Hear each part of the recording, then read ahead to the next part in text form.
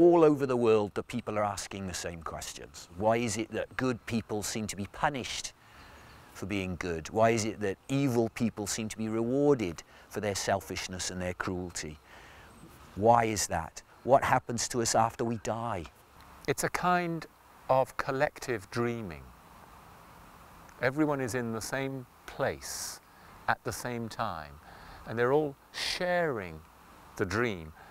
But afterwards, each person can have their own interpretation of what that dream meant. I think it's about being true to oneself, and whatever we've been given.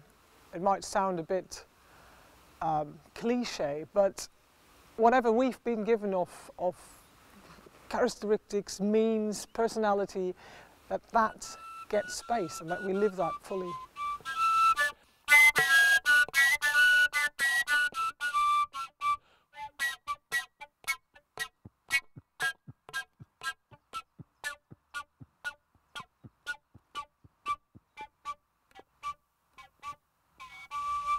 My name is Guy Tilkin and I'm the coordinator of the Storytelling Festival here at Alden Biesen.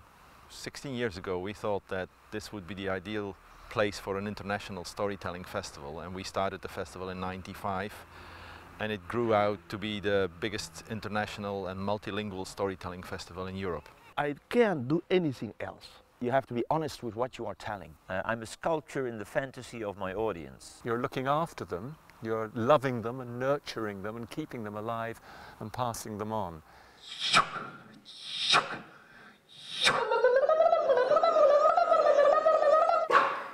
Of course, storytelling is an art. Yes, yes. I think it's even the basic art. It's the art. I mean, it's one of the oldest professions, I suppose, in the world, because what do people do? Or what did people do?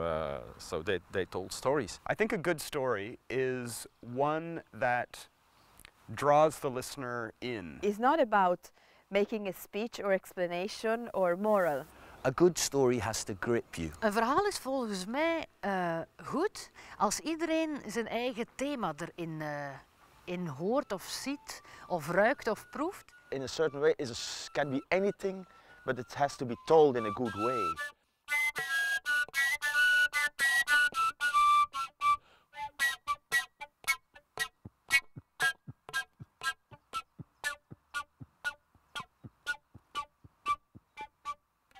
A king was walking with his advisor, and on this day, as the sun was just setting, the king and his advisor were walking past the lake.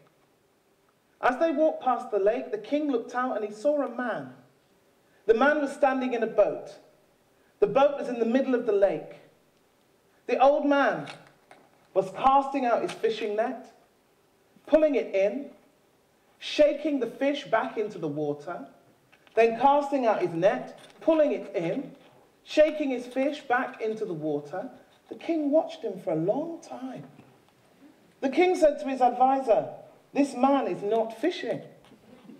I want to know what he's doing. There is a story behind what he's doing. Call to him." And the advisor said, "You! Yes, you, sir. The king would speak with you." It is a performing art. Those storytellers are professionals. They learn about their art, they collect stories, they work on the stories, they make sure that the story is communicated in the ideal way with the audience. Je vais vous demander de m'aider.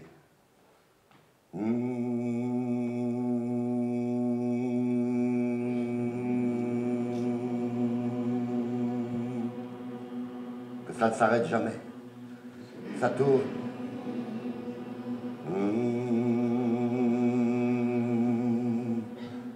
ولا شياشات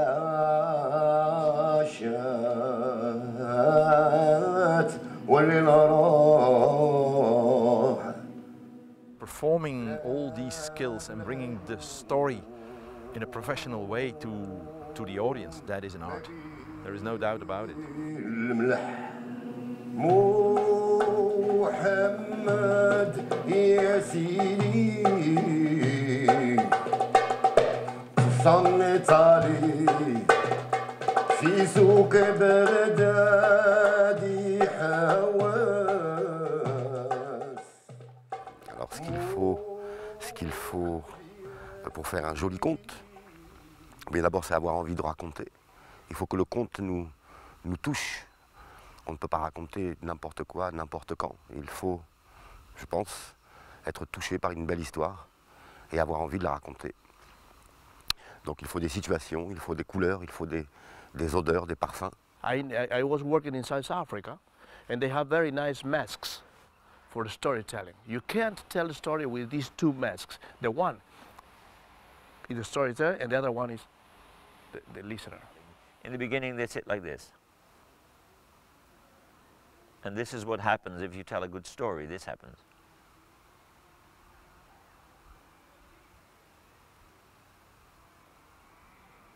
You see, they change from the just listeners, they crawl into the images. But every person has a different image, so they create the images in their own fantasy. And that's what I like about storytelling. That's what we do, make people aware of the power of their fantasy. ¡Marido, marido! Y otro, ¿qué pasa? ¡Marido! ¡Que ha venido el cura y se ha llevado las perdices! El marido, que estaba afilando el cuchillo, sale corriendo de la casa con las prisas, no suelta ni el cuchillo, y cuando sale de la casa ve al cura corriendo con la sotana remangada como si llevara las perdices aquí, y entonces empieza a correr detrás del cura con el cuchillo así en la mano y va gritando: ¡espera! ¡No te vayas! ¡Deja que por lo menos te coja una!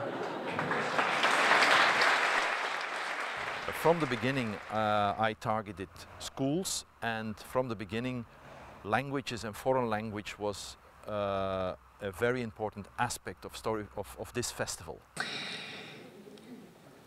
Als ich Kind war, gingen meine Eltern mit mir Pilze suchen. Pilze? Und bevor wir in den Wald gingen, sagte mein Vater immer: Jetzt müssen wir unsere Augen wechseln. Raus mit den täglichen Augen und rein mit den Pilzaugen. Und das müssen Sie jetzt auch machen. Englische Ohren ab, niederländische Ohren ab und die deutschen drauf. Sind Sie drauf? Gut. And from the start, it was a big hit. Storytelling is more than just a profession for me. It's an obsession. It's a hunt. It's a way to try and give everyday experience a pattern, and in the pattern you find meaning. So every time I tell a story, I am trying to solve the puzzles, the questions that I'm asking about my life. I have to do something to change situations. And that's what I'm doing. That's my Che Guevara feeling. Just do something to change situations. I do what I do because I love stories, one. I do what I do because I like that connection with people. And thirdly, it's because, I do believe in that potential of human beings to create something beautiful and better, and that stories can help show us or remind us of that beauty. You know, it's there, we have it. We might have forgotten about it, but it's all there.